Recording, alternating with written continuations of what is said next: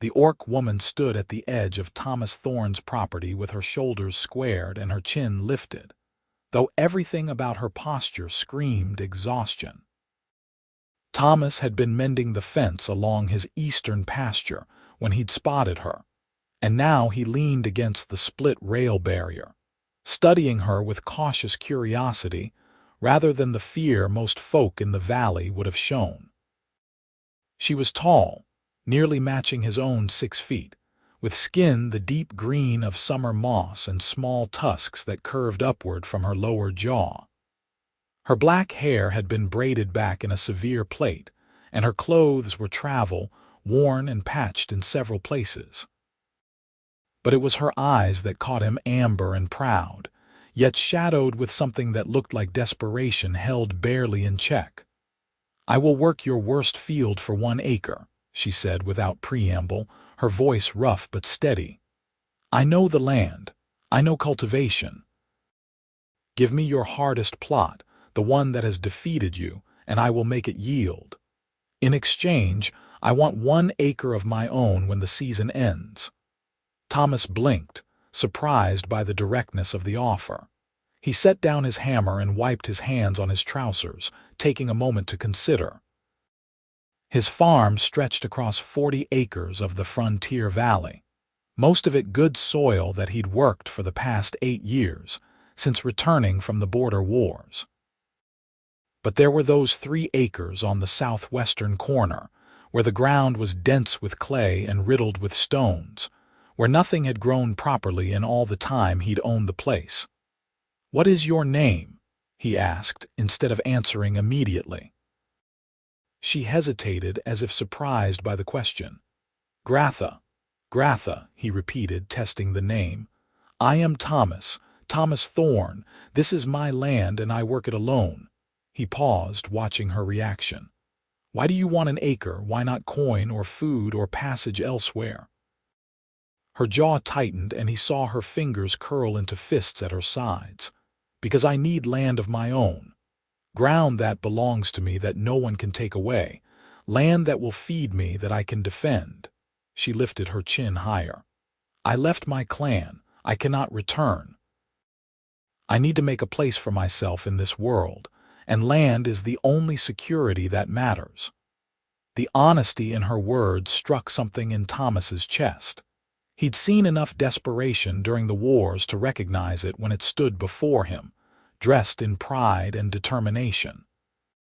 He knew what the townsfolk would say if he took her on, that he was a fool, that orcs couldn't be trusted, that she'd rob him blind or slit his throat in the night.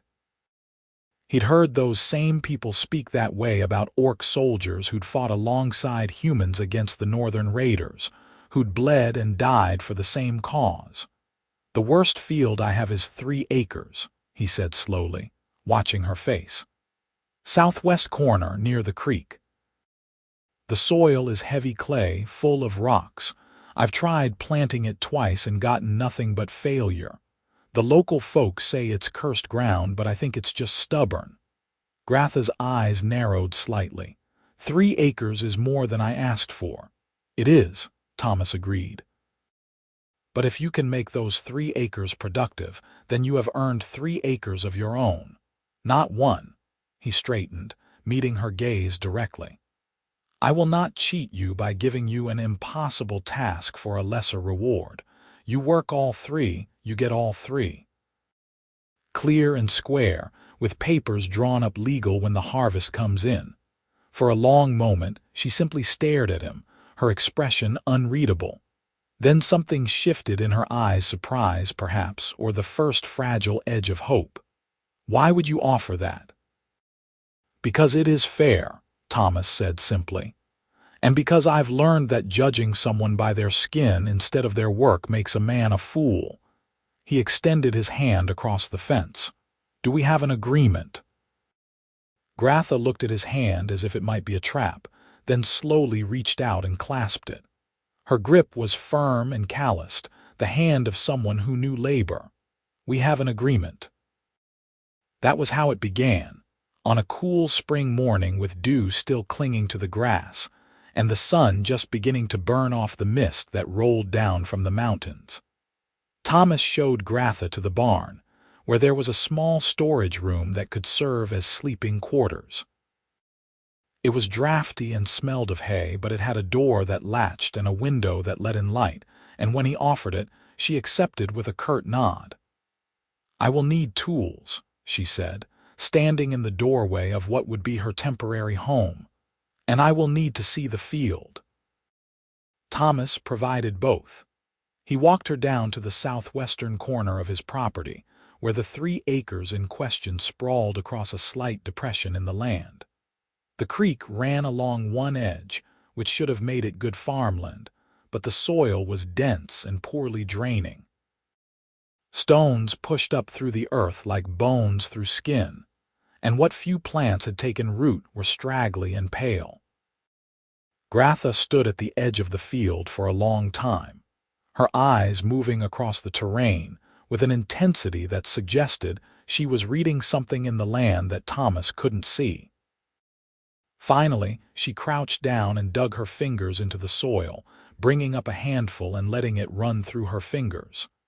"This ground is wounded," she said quietly. "It has been fighting itself.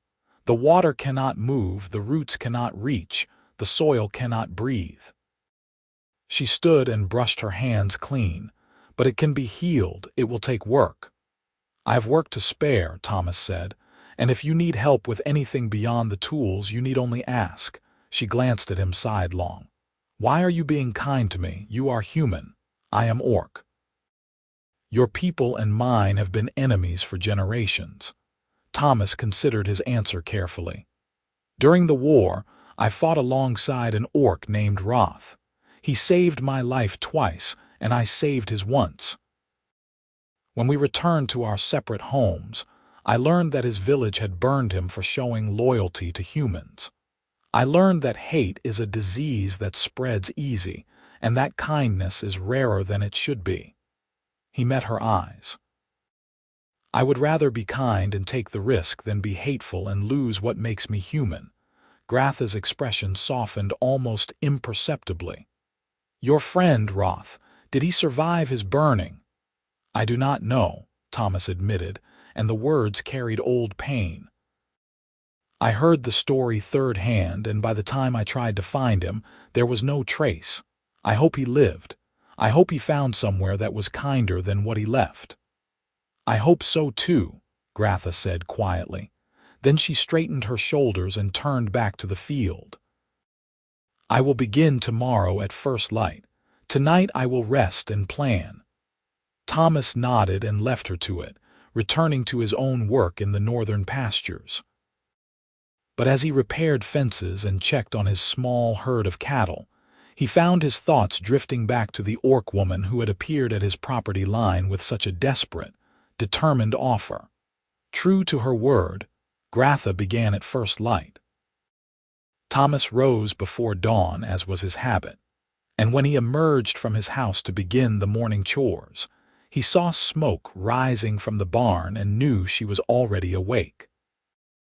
By the time he'd fed the chickens and milked the cow, she was striding down toward the problem field with tools slung over her shoulder and purpose in every step. He tried not to watch her too obviously as he went about his own work, but it was hard not to be curious. She moved with efficiency and strength, starting at one corner of the field and beginning the back-breaking work of pulling stones.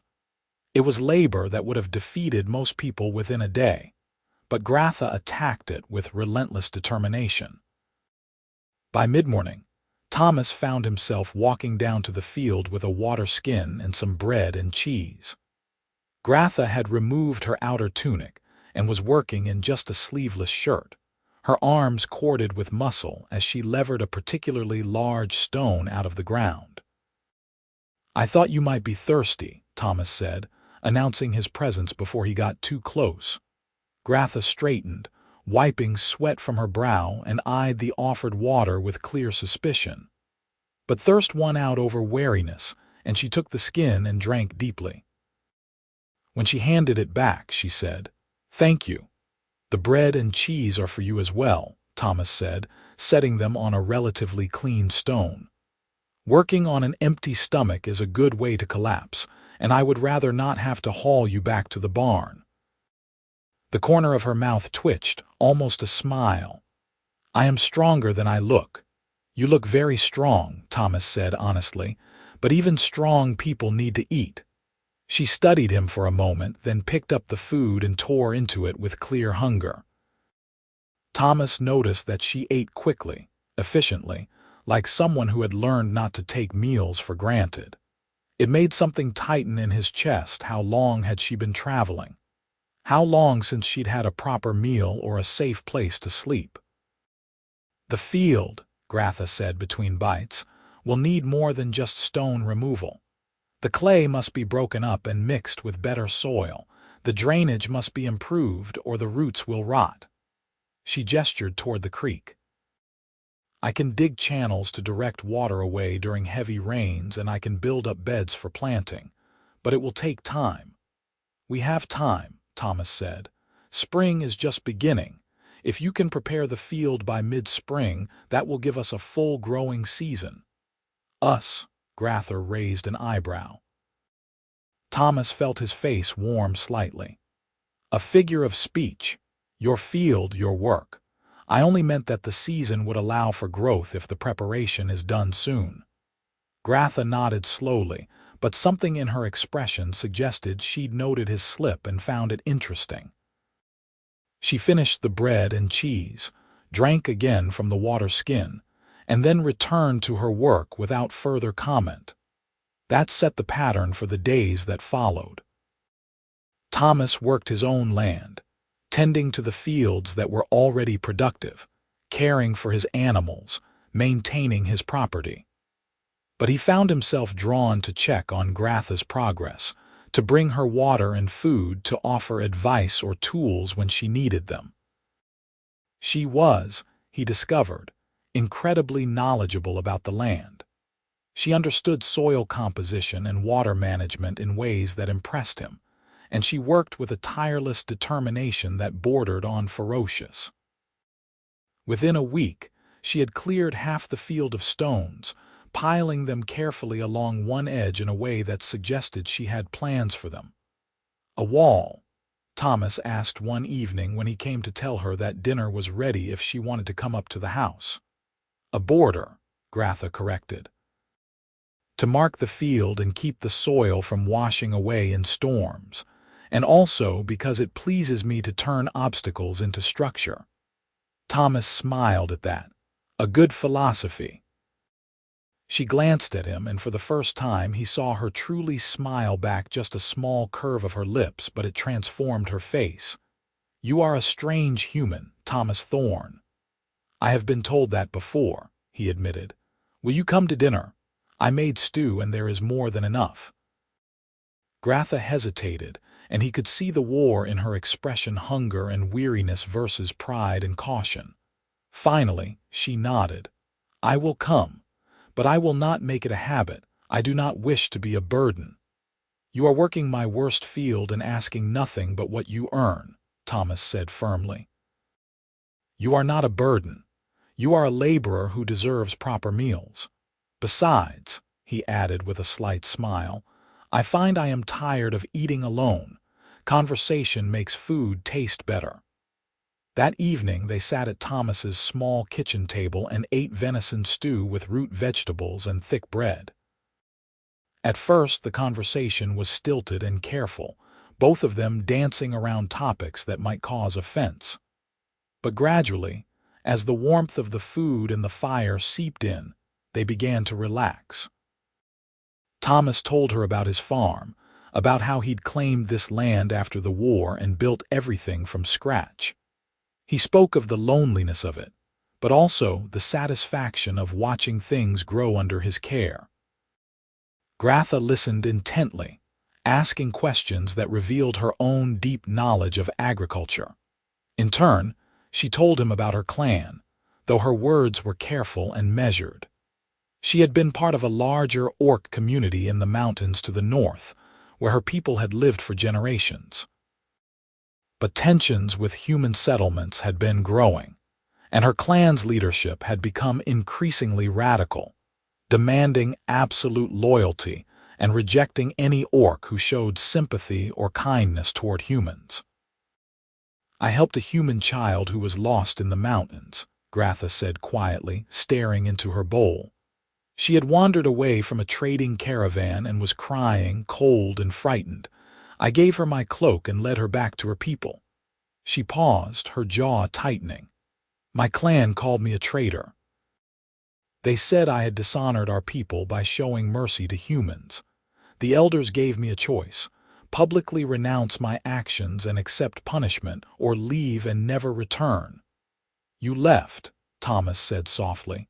"I left," Gratha confirmed, "because I could not renounce an action I believed was right. The child was innocent. She deserved help, not abandonment." She looked up, meeting his eyes. "But that does not make the leaving easy. I have no family now, no clan. I am alone in a world that sees me as a monster." "I do not see you as a monster," Thomas said with quiet intensity. "I see you as someone who made a brave choice to follow her conscience. That takes more strength than most people have." Gratha's eyes glistened, and she looked away quickly, blinking hard. "You are a strange human," she repeated, but her voice was thick with emotion. They did not speak much more that evening, but when Gratha returned to her room in the barn, Thomas felt that something had shifted between them. A foundation of trust had been laid, fragile but real. The days turned to weeks, and spring settled over the valley with warming sun and frequent rains. The problem field began to transform under Gratha's relentless care. She had cleared all the stones and built them into sturdy borders. She had dug drainage channels that directed excess water away from the planting areas and into the creek. She had broken up the dense clay and mixed in compost and better soil that Thomas helped her haul from other parts of the property. They fell into a rhythm of work and shared meals. Thomas found himself looking forward to the evenings when Gratha would come to the house, dusty and tired, but with that fierce satisfaction in her eyes that came from good work well done. They talked about many things: farming techniques, the changing weather, stories from their pasts. Thomas told her about his time in the war, about the friends he'd lost and the ones who'd survived. Gratha shared memories of her childhood in the mountains, of learning to track and hunt and read the language of the wild. One evening, after a particularly heavy rainstorm, Thomas went down to check on the field and found Gratha standing in the middle of it, knee-deep in mud, with a look of fierce triumph on her face. "The drainage works," she called out when she saw him. "Do you see? The water is flowing away from the beds, not pooling in the center. The field is holding." Thomas couldn't help but grin at her excitement. "I see it. You have done incredible work, Gratha." She waded over to him, her smile wide and genuine. In that moment, with rain-soaked clothes clinging to her and mud spattering her face, she was beautiful in a way that made Thomas's breath catch. The thought surprised him, and he pushed it away quickly, but it lingered in the back of his mind. "Come on," he said, offering his hand to help her out of the muddy field. "Let me get a fire going and some hot food in you before you catch a chill." Gratha took his hand, and the contact sent an unexpected jolt through him. Her hand was strong and warm despite the rain, and when she stepped close to climb out of the field, he caught the scent of earth and rain and something uniquely her. She must have felt something too, because her eyes widened slightly, and she released his hand quickly once she was on solid ground. They walked back to the house in silence, but it was a charged sort of quiet, heavy with awareness. By the time late spring arrived, the field was ready for planting. Gratha had transformed the impossible plot into neat, raised beds with strong borders and excellent drainage. Thomas had never seen anything like it. She had taken his worst land and made it better than some of his best fields. "What should we plant?" Thomas asked one morning as they stood surveying the prepared ground. Gratha glanced at him. "It is my field to decide, is it not?" "It will be your field when the harvest is done," Thomas corrected gently. "But yes, the choice is yours." She was quiet for a moment, then said, "Beans, squash, root vegetables that can be stored for winter, things that will feed me when I have my own land and need to survive the cold months." Thomas nodded. "Practical choices. I have seeds for all of those. We can start planting tomorrow if the weather holds." Gratha asked, and there was that raised eyebrow again. Thomas felt his face warm. "I thought I might help if you want the help." Gratha studied him for a long moment, and he couldn't quite read her expression. Finally, she said, "I would welcome the help. Thank you, Thomas." They planted together over the course of several days, working side by side in the prepared soil. Thomas showed her the techniques he'd learned for spacing and depth, and Gratha showed him tricks her people used for encouraging strong root growth. They worked well together.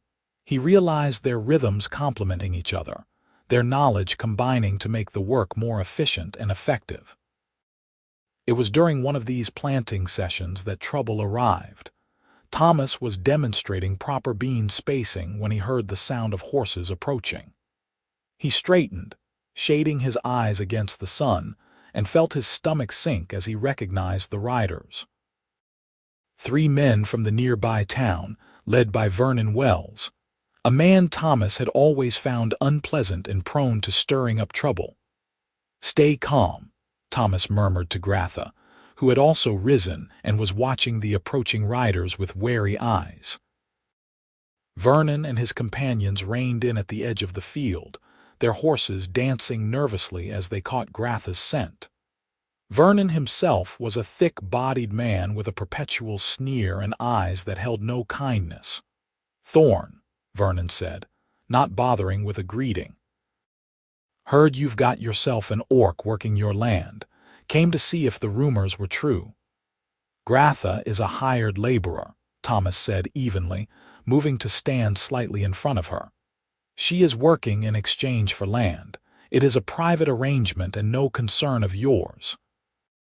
"It is our concern when you bring a monster onto your property," one of Vernon's companions said hotly.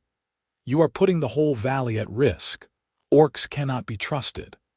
"Gratha has done nothing but work hard and keep to herself," Thomas said, his voice hardening. "She is no threat to anyone." Vernon's lip curled. "That is what you say now.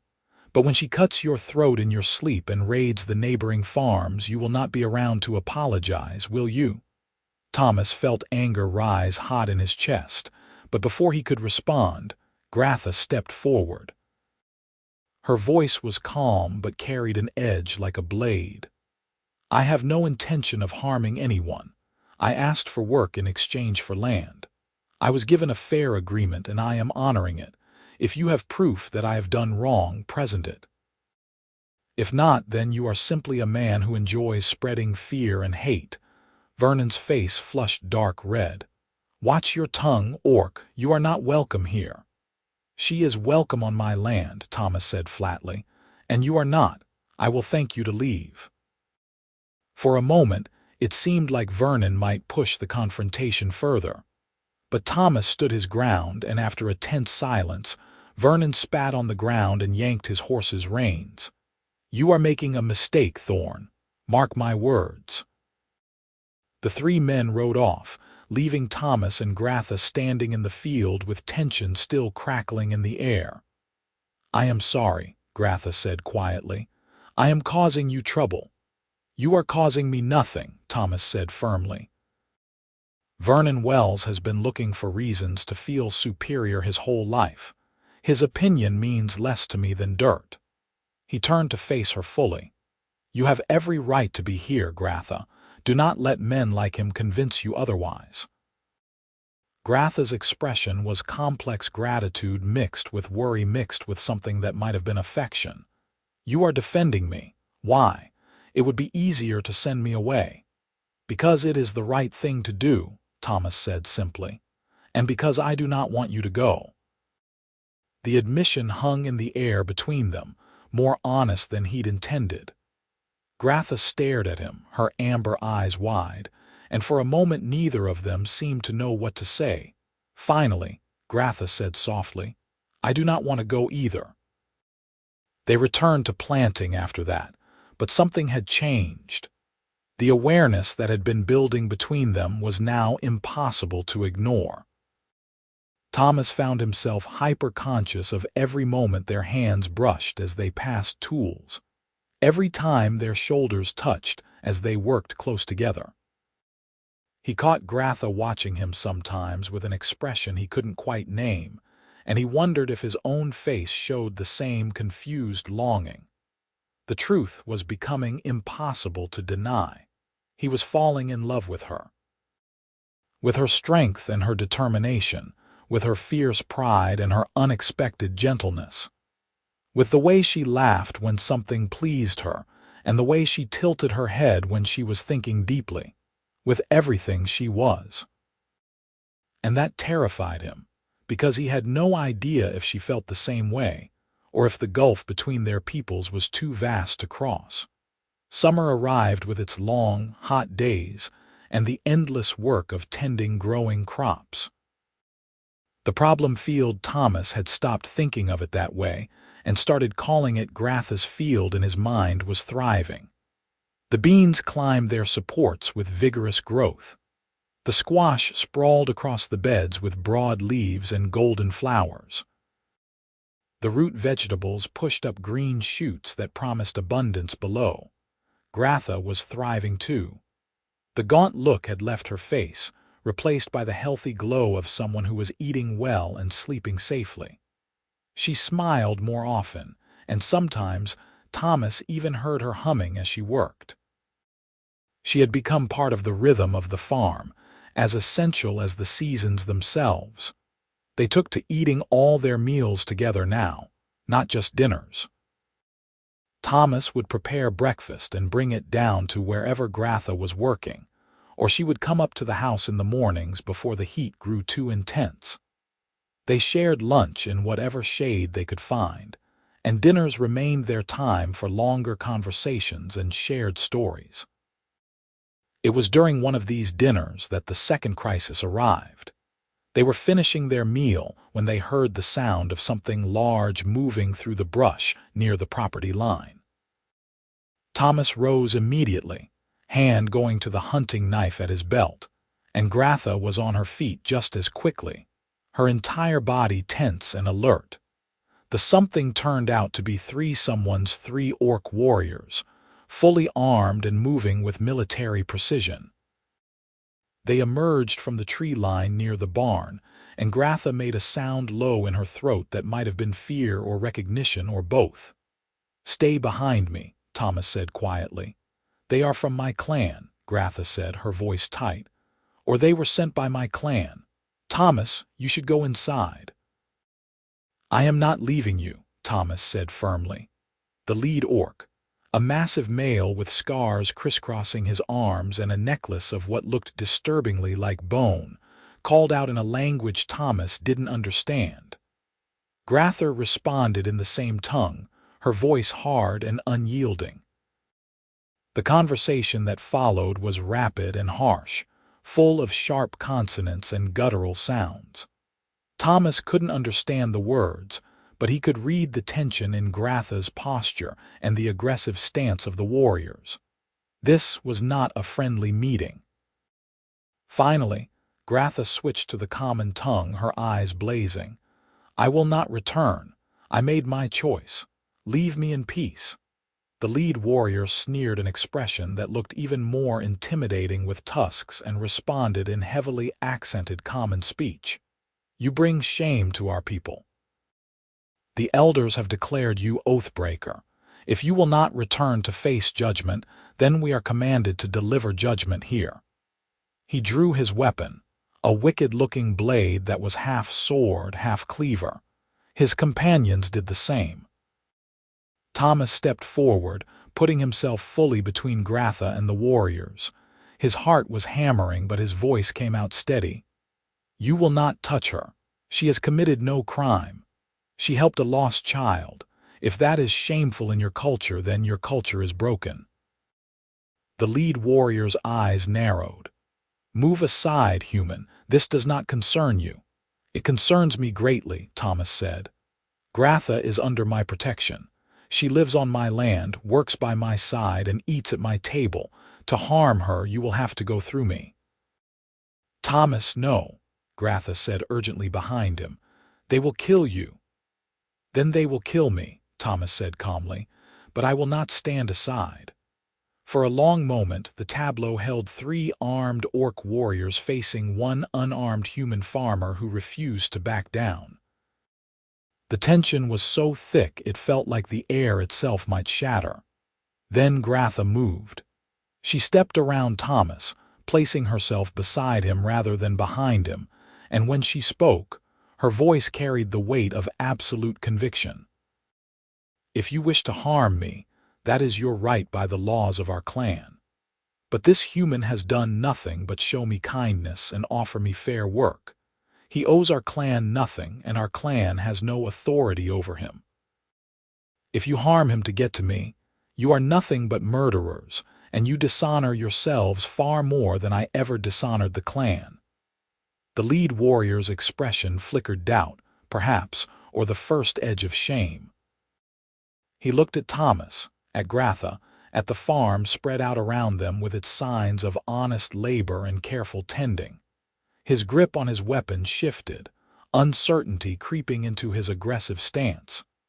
"You choose this human over your own people?" The warrior asked, and there was something almost pleading in his voice. "You choose this life over the clan?" "The clan chose for me when they demanded I renounce mercy," Gratha said quietly. "I would have stayed if they had allowed it, but they cast me out for helping a child. What choice did I have but to make a new life?" She straightened her shoulders. "This human has shown me more honor and respect in 2 months than the clan showed me in 20 years. Yes, I choose this life. I choose to build something new rather than cling to old hatreds." The 3 warriors stood silent for a long moment. Then, slowly, the lead warrior sheathed his weapon. His companions followed suit, though their faces showed confusion and conflict. "I will tell the elders you are lost to us," the lead warrior said heavily. "But know this, Gratha of no clan, you can never return.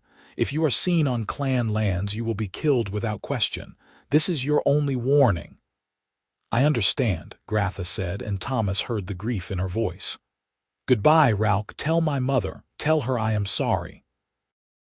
The warrior Ralk nodded once, then turned and melted back into the forest, his companions following. Within moments, it was as if they had never been there at all. Gratha stood trembling, and Thomas could see tears tracking down her face. He reached for her without thinking, pulling her into his arms, and she collapsed against him with a sound that was half sob, half gasp.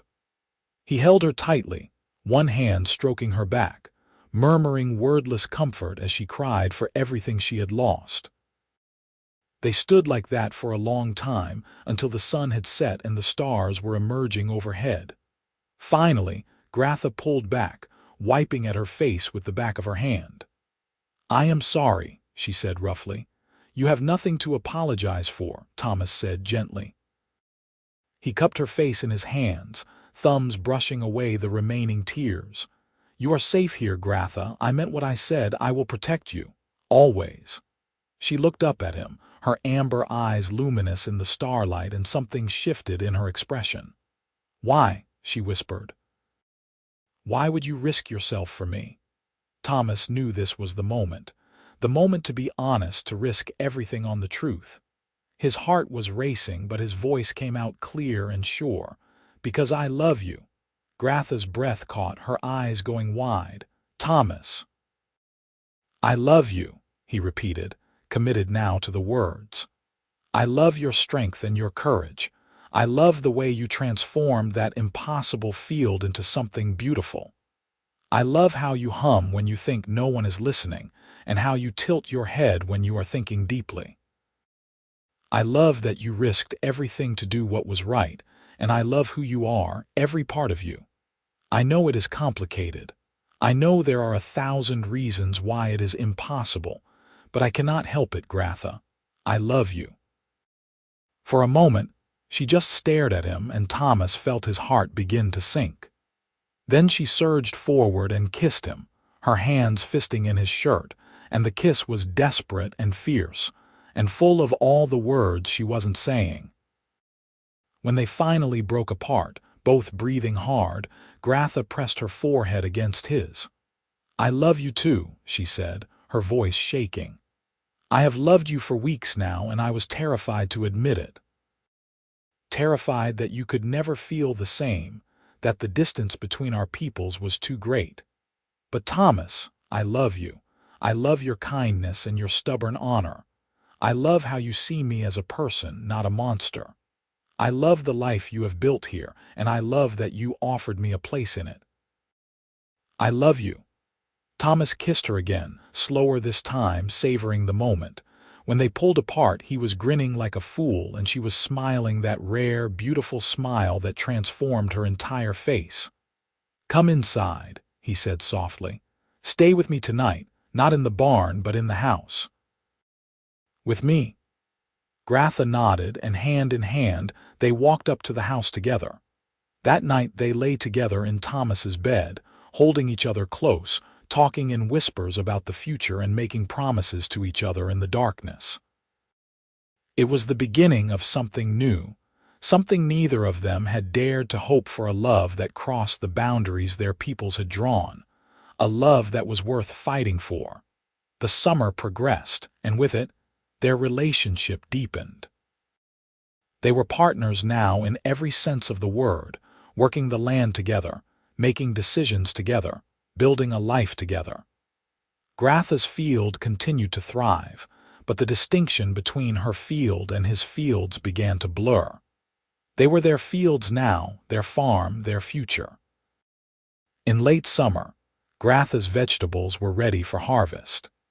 It was a moment of triumph and vindication. The impossible field that had defeated Thomas for years was now yielding an abundant crop. They worked together to bring in the beans and squash and root vegetables, storing them carefully for the winter ahead. 3 acres, Gratha said one evening as they surveyed the harvest stored in the barn. "You gave me 3 acres when I only asked for 1. "Because you earned 3 acres, Thomas said simply.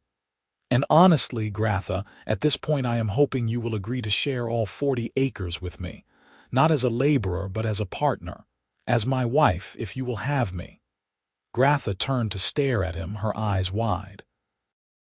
"Thomas, are you asking me to marry you?" "I am," Thomas said, his heart in his throat. "I know it will not be easy.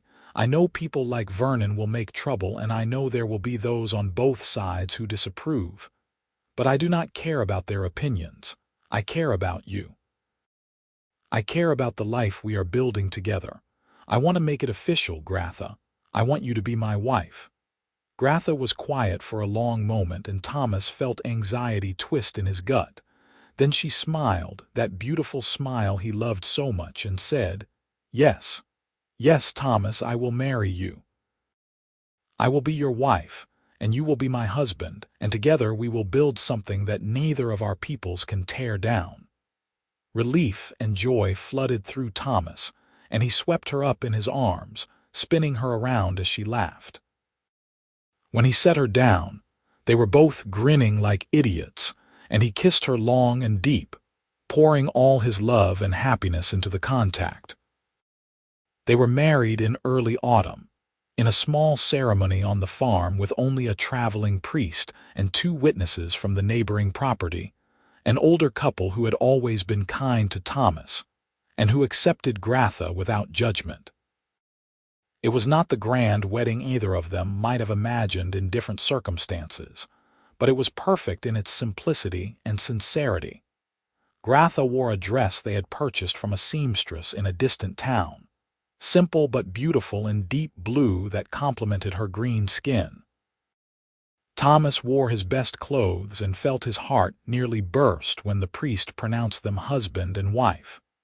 They sealed the marriage with a kiss that made the priest cough awkwardly, and the witnesses smile indulgently. That evening, they celebrated with a feast. They had prepared together roasted chicken, fresh bread, vegetables from their harvest, and a cake the neighboring wife had baked as a wedding gift. They ate and laughed and danced to music only they could hear, and when night fell, they retreated to their shared bedroom as husband and wife. But their happiness could not exist in isolation forever. Word of their marriage spread through the valley, and reactions were predictably mixed. Some people were supportive, or at least neutral. Others were outraged. Vernon Wells, predictably, was the loudest voice of opposition. It came to a head on a cold day in late autumn. Thomas and Gratha were working on winterizing the barn when Vernon arrived with a group of nearly a dozen men. They were armed with tools and weapons, and their faces were set with ugly determination. "This has gone far enough, Thorne," Vernon announced. "You have made a mockery of human decency by marrying that creature. We are here to correct your mistake." Thomas felt Gratha tense beside him, but he stepped forward, his own expression hardening. "You are here to leave, Vernon. My wife and I have broken no laws. We have harmed no one. You have no authority here." "We have the authority of decent folk who will not stand by while you pollute our valley," Vernon spat. "The orc must go, Thorne. Send her away, or we will remove her by force." "You will do no such thing," Thomas said, his voice dropping to a dangerous level. "Gratha is my wife. She is legally bound to this land and to me. If you touch her, you are committing assault, and I will defend her with lethal force if necessary." Several of Vernon's supporters shifted uncomfortably at that, but Vernon himself just sneered. "One man cannot stand against all of us." "Perhaps not," came a new voice, "but he will not be standing alone." Everyone turned to see the neighboring couple approaching, along with 3 other farmers from further up the valley. They positioned themselves beside Thomas and Gratha, their expressions grave but determined. "Thomas Thorne is a good man and a good neighbor," the older man said firmly. "His wife has done nothing but work hard and keep to herself. We will not stand by while you harass them." "This is madness," Vernon snarled. "You are all defending a monster." "The only monster I see here is you," Gratha said quietly, and every eye turned to her. "You speak of decency, but you are the one who rides onto another man's property with weapons and threats. You speak of protecting your community, but you are the one sowing fear and division. I came to this valley asking only for work and land. I have harmed no one. I have helped when I could. If that makes me a monster in your eyes, then your eyes are too blind to see truth." Her words hung in the air, and Thomas saw doubt flicker across several faces in Vernon's group. One man, younger than the others, actually lowered his weapon and took a step back. "She has a point, Vernon," the young man said. "I have seen her working the fields. I have not seen her cause any trouble. Maybe we should leave them be." "Coward," Vernon spat, but more of his supporters were shifting uncomfortably now, their conviction wavering. "Go home, Vernon," Thomas said firmly. "There is no fight here for you. We will live our lives and you will live yours, and that will be the end of it." For a long, tense moment, it could have gone either way. Then Vernon spat on the ground, turned, and stalked away. His supporters followed in 2s and 3s, some looking relieved, others ashamed. Within minutes, the farm was quiet again. Thomas turned to their neighbors and the other farmers who had stood with them. "Thank you," he said, his voice thick with emotion. "Thank you for standing with us. You would have done the same for any of us," the older man said simply. "That is what neighbors do. Now come, let us help you finish preparing for winter. The cold will be here soon, and we all need to be ready." And so they worked together, Human and orc side by side with human neighbors, preparing the farm for the hard months ahead. It was not the dramatic victory that stories spoke of, but it was a victory nonetheless, the quiet triumph of ordinary people choosing kindness over fear.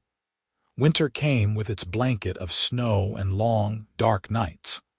The farm went quiet, the growing season over, the animals tucked safely in the barn. Thomas and Gratha spent the cold months close together, tending the fire, maintaining their tools and equipment, planning for the spring to come.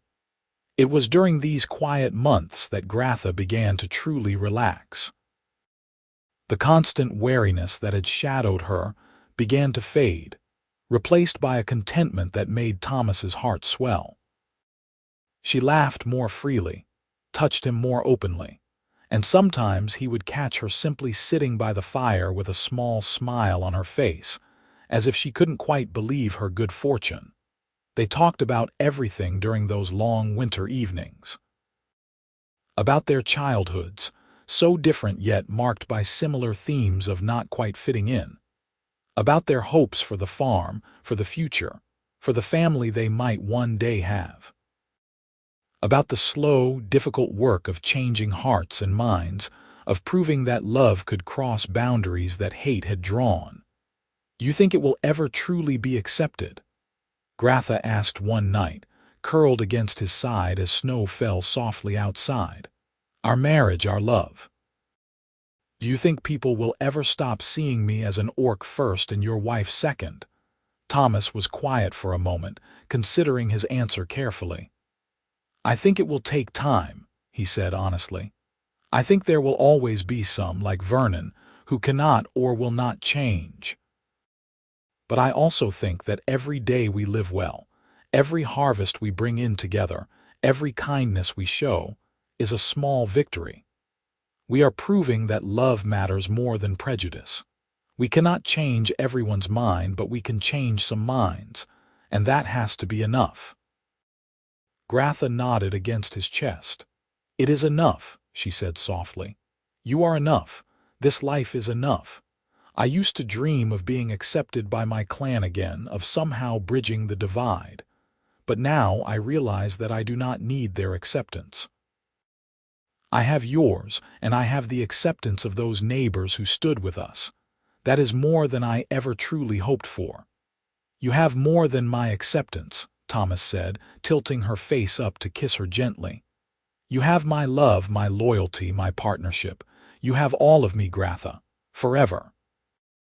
"And you have all of me," she whispered back. "Forever." Spring returned with its promise of renewal and growth. Thomas and Gratha emerged from their winter haven ready to begin the cycle again. This year they planned together, pooling their knowledge and experience to decide what to plant where. The 3 acres that had once been Thomas's worst field, and then Gratha's proving ground, were now simply part of the farm. No different from any other plot, except for the pride they both felt when looking at it. They planted beans and squash and root vegetables again, but also wheat and corn and flax. They expanded the chicken coop and added 2 pigs to their livestock. They repaired fences and cleared new ground and worked from dawn to dusk with the satisfaction of people building something lasting. Their neighbors proved true to their word. The older couple and the other farmers who had stood with them during the confrontation became genuine friends, visiting regularly and sharing tools and advice. Slowly, cautiously, others in the valley began to accept the reality of Thomas and Gratha's marriage. Not everyone approved, and there were still those who muttered darkly or refused to trade with them. But the overt hostility faded into grudging tolerance and, in some cases, genuine acceptance.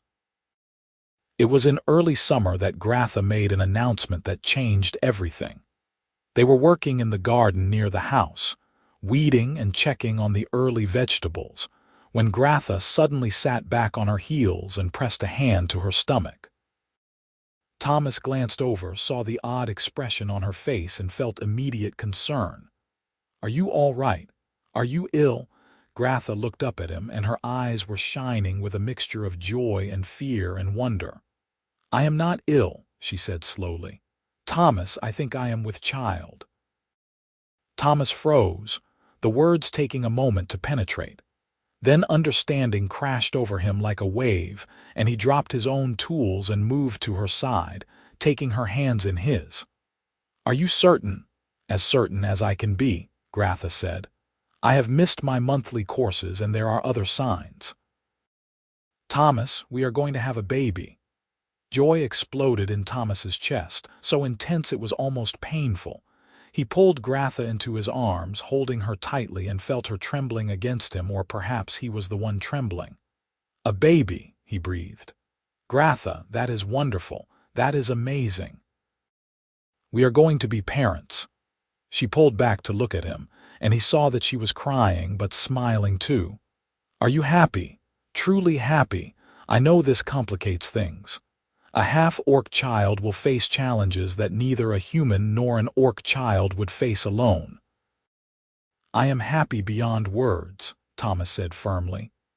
"And yes, our child will face challenges, but our child will also have parents who love each other and will love them fiercely. We will protect them and teach them, and show them that they are a blessing, not a burden. They will be a bridge between worlds, Gratha, something beautiful and new." Gratha's smile widened, and she kissed him with a passion that held all her hope and love and fear. When they broke apart, she said, "We should tell our neighbors. They will want to know, and they will help us prepare." Thomas nodded, and together they walked up to the neighboring farm to share the news. The older couple reacted with delight, the wife immediately beginning to plan baby clothes and necessities, while the husband clapped Thomas on the shoulder and congratulated him heartily. Word spread through their small circle of allies, and soon Thomas and Gratha were inundated with gifts and advice and offers of help. The pregnancy progressed through the summer and into autumn. Gratha remained strong and healthy, continuing to work the farm, though Thomas fussed over her constantly, trying to convince her to rest more. She tolerated his concern with amusement and occasional exasperation, insisting that she was orcish and strong, and that pregnancy was not an illness. But as autumn gave way to early winter, and her belly swelled with their growing child, even Gratha had to admit to fatigue and accept help more often. Thomas took over the heavier tasks, and their neighbors pitched in with the harvest, ensuring that everything was brought in and stored before the snow came. It was on a cold night in midwinter that Gratha went into labor. Thomas, terrified despite his best efforts to remain calm, rode through the dark to fetch the midwife from the neighboring farm, the older wife, who had delivered half the babies in the valley. She came immediately, bringing supplies and confidence and a steady presence that helped Thomas breathe a little easier. The labor was long and difficult. Gratha bore it with gritted teeth and fierce determination, but Thomas could see her pain and felt helpless to ease it. He held her hand, brought her water, wiped the sweat from her brow, and murmured encouragement even as his own heart was tight with fear. Finally, as dawn broke over the frozen valley, a baby's cry pierced the air. The midwife worked quickly, and then she was placing a tiny, squirming bundle in Gratha's arms. "A healthy boy," the midwife said with a tired smile. "Small but strong. Well done, Gratha." Thomas moved to his wife's side, looking down at their son for the first time. The baby had Gratha's green-tinged skin, though lighter than hers, and small nubs on his lower jaw that would one day be tusks. His ears were slightly pointed, and when he opened his eyes, they were a warm hazel that seemed to be a blend of Thomas's brown and Gratha's amber. He was perfect. "Hello, little one," Gratha whispered, tears streaming down her face. "Hello, my son. He is beautiful," Thomas said, his own voice choked with emotion. "He is perfect, Gratha. You did so well." The midwife showed them how to care for the newborn, then left them to rest, promising to return later in the day to check on them. Thomas climbed into bed beside Gratha, and together they held their son, marveling at every tiny finger and toe, every small sound and movement. "What should we name him?" Gratha asked softly.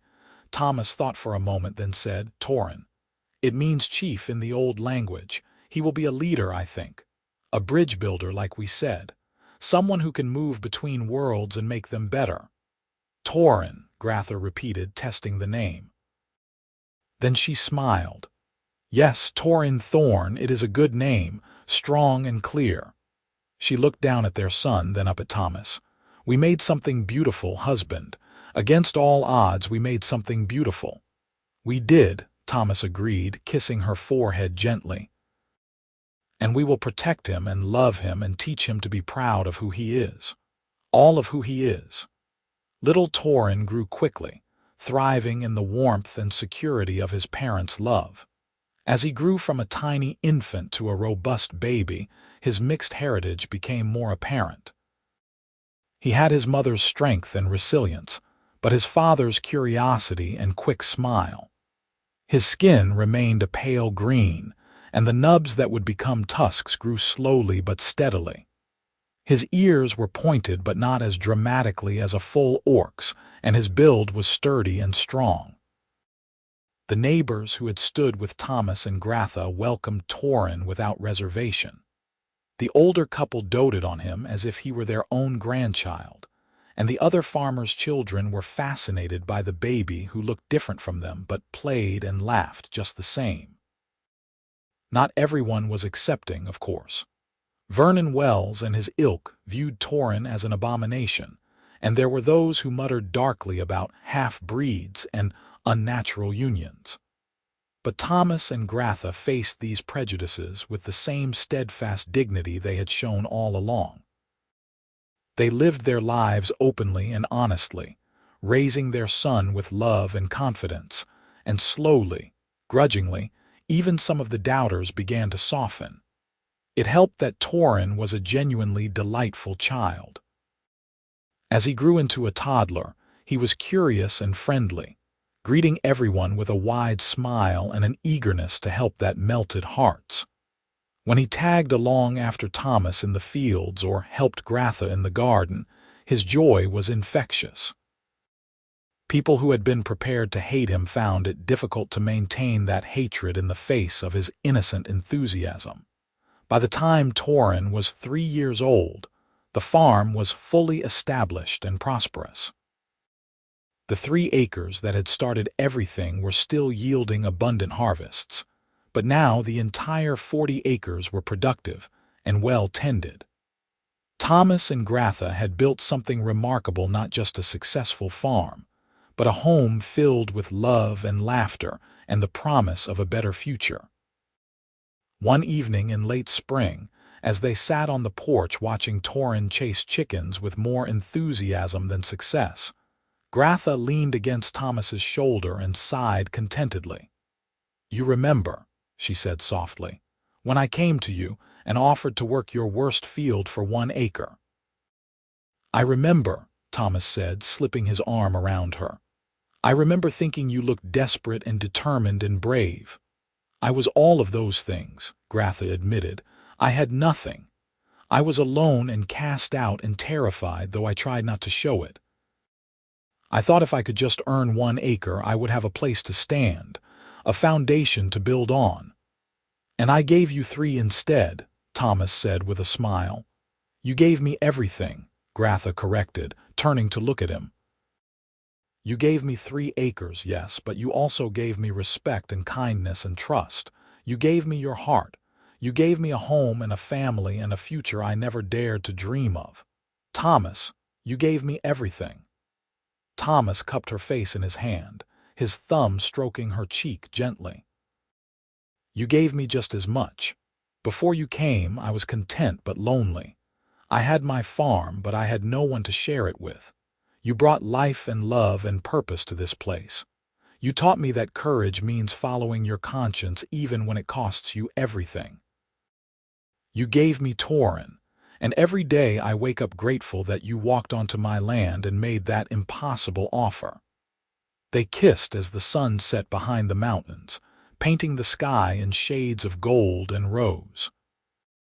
Thorin's laughter rang out across the farm, pure and joyful, and in that moment, everything was perfect.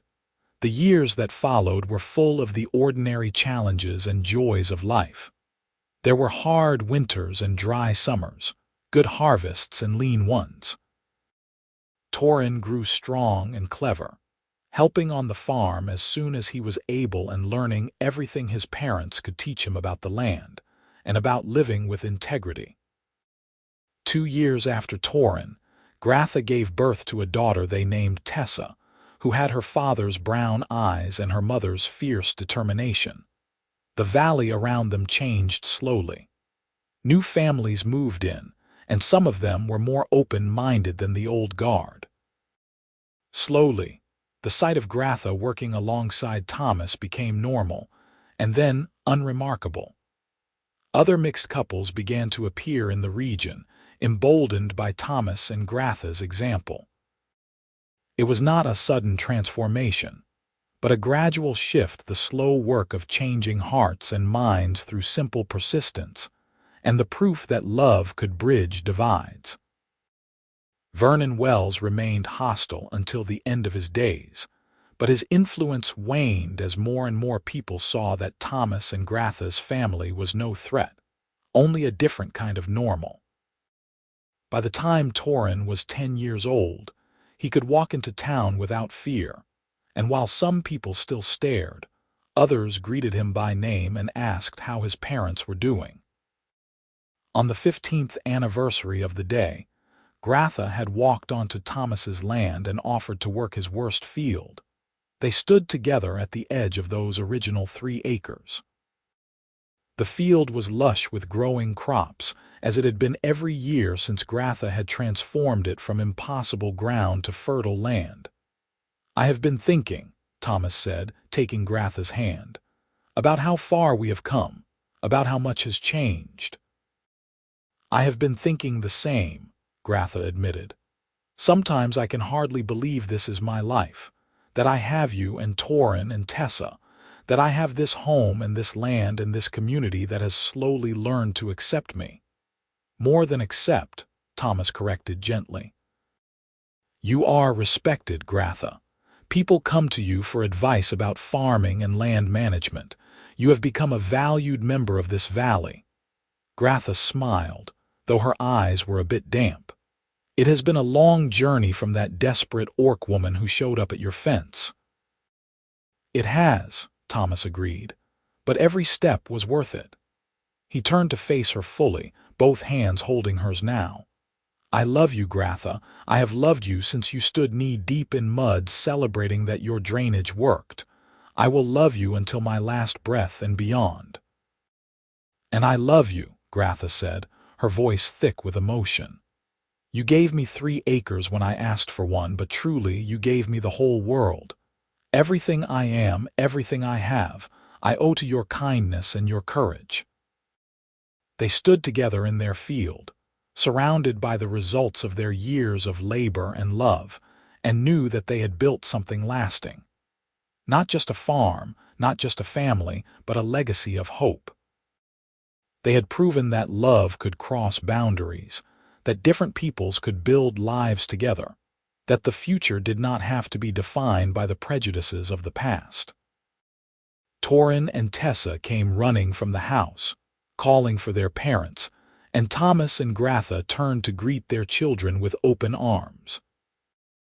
The 4 of them stood together as the sun set over the valley, a family that should not have existed by the rules of the old world, but that thrived in the new world they were helping to create.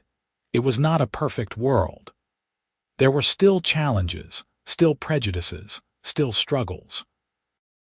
But it was a better world than the one that had cast Gratha out and labeled her a traitor. It was a world where a desperate orc woman could offer to work the worst field for 1 acre and receive 3 instead. A world where kindness could triumph over fear, where love could bridge divides, where two people from different worlds could build a life together and raise children who belonged to both worlds and to neither, who would go on to build bridges of their own. And it all began with 3 acres of impossible ground, transformed by determination and hard work and, ultimately, by love. 3 acres that became a foundation, and then a home, and finally a legacy that would endure long after Thomas and Gratha were gone. They had earned every inch of that land, every moment of happiness, every breath of peace. And they had done it together, proving that sometimes the bravest thing anyone can do is extend a hand across a divide and say, "I see you. I value you. I will give you more than you asked for, because you deserve it." Thomas had given Gratha 3 acres instead of 1, but in truth, they had given each other the whole world, and that was a gift beyond measure.